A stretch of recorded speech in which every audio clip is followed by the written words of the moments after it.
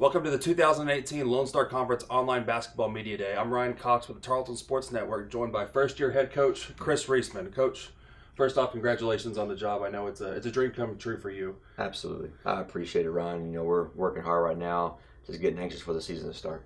Well, with the season getting started, that means the preseason poll has been released, and this year we open up number 3 behind Texas A&M Commerce at 1 and the defending LSC champions West Texas A&M.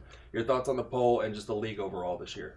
I think that's a fair overall look. I mean, when you look at how the teams finished last year with West Texas A&M going to the Final Four and returning quite a few lettermen from that team, obviously A&M Commerce returning a couple all-conference guards and a lot of guys from that team and won 20-plus games and made the NCAA tournament. And then I think you look at us where we're returning, 8 or 9 lettermen and won 19 games to finish third in the league. I think that's probably a pretty fair, quick rundown of what people might think. But, as it is every year, the Lone Star is unpredictable. I mean, any team from top to bottom can come in and compete and beat you. I've seen years where teams that have been ranked as low as 5 came and won the league. And so I think every night is going to be a battle, just as it always has been. There's going to be plenty of great coaches, great players, and it's going to be another exciting year in the Lone Star Conference. Right. And now with you as being head coach, you've been affiliated with the Tarleton basketball program as a player and a coach for over 20 years. Is there any new pressure for you now that you're the head coach? Well, I think there's a little extra pressure. I always had a legend that was beside me on the bench, and as much as I did for trying to get this team prepared every day, the bottom line now starts and stops with me. And I think that's been the biggest transition for me going forward as a head coach is, the final say and the final decision is going to be on my shoulders. And, when we don't do well in a game, that's ultimately my responsibility. And even though I took that responsibility very seriously as an associate head coach, it's obviously going to really, have a lot of fingers and a lot of eyes on me. And I think that's something that goes with the territory and something that I've worked towards being, ready to handle. Right. Well, last year you had a lot of youth and inexperience on the roster. This year you add a lot of Division I transfers and experienced players. How well do you think the roster is shaped to lead you into this season?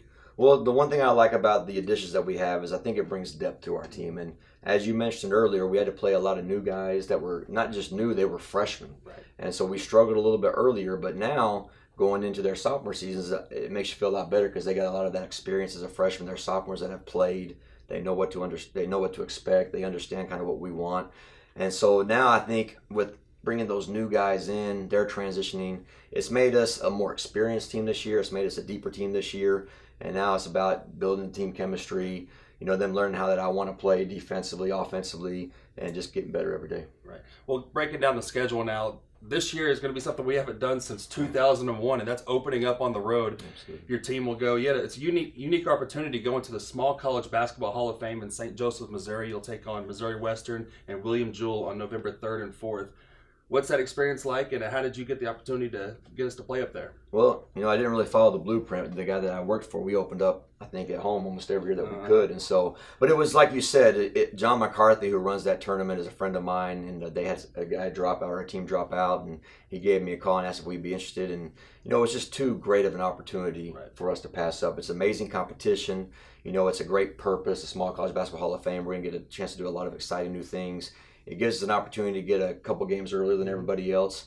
And so I think at the end of the day, the exposure for our program, the chance to play games that, are meaningful, where we can find out more about our team, was just too great of an opportunity for us to pass up. Right. Well, we got 2 other tournaments after that. Right after the Small College Basketball Hall of Fame, we'll return home, have the Texan Tip-Off Classic November 9th and 10th, another tough RMAC competition with Colorado Springs. Then we'll play University of Southwest. How do you think you'll be prepared for that one? Well, absolutely. I think, it's a good tournament. Colorado Springs always has a good team.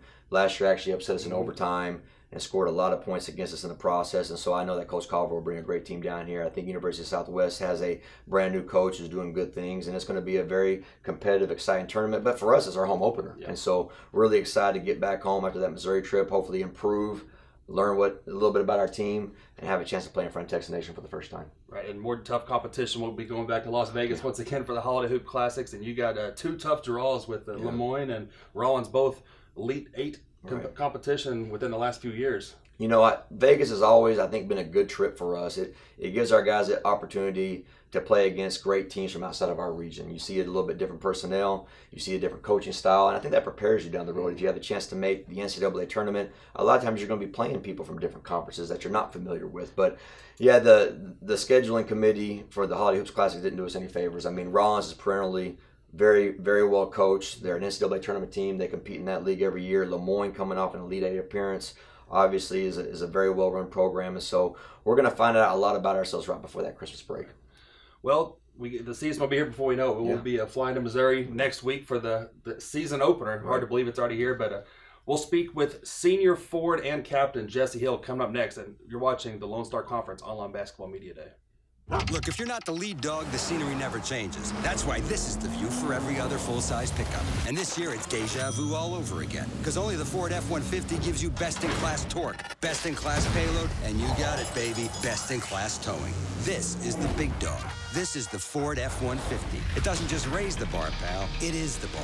Current owners can now drive an F-150 with 0 for 66 plus $3,750 total savings, only at your Best in Texas Ford dealer. Welcome back to the 2018 Lone Star Conference Online Basketball Media Day. We're joined by senior forward Jesse Hill. Jesse, your team was picked third in the preseason poll behind Texas A&M Commerce and West Texas A&M. What is the team as a player? How do y'all view those polls? Do y'all put much stock into it?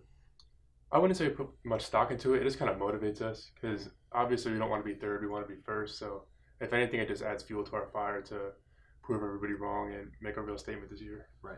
Well, you're a senior this year, and you're one of 3 captains on the team. What responsibilities come with being a captain for this team, and what's your role for that?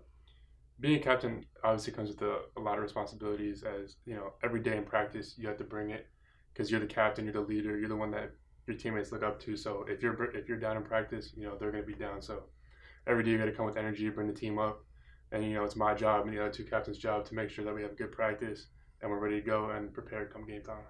Now, last season, it was your first year here with Tarleton. You had a lot of youth and inexperience on the team with a lot of freshmen. This year, you know, those guys are a year older, and you bring in a lot of Division I experience to add to the roster. So you have a pretty deep team. Yeah. How do you think that experience and age will translate to the court? I think it'll translate really well, especially early on in the season, because last year I feel like it took time, and you know our record indicated that it took time to mesh. We won a lot of games late, a lot of big games, and we lost once early that kept us out of the tournament. So this year I feel like we're much closer already, and with the addition of Brody and Brandon, good D1 transfers, we're very deep, and we have a lot of different ways we could play, which will really give some teams trouble.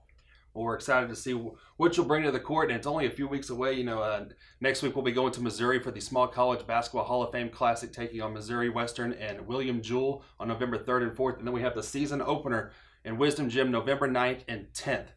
So we look forward to seeing you on the court, and good luck this season. Thank you.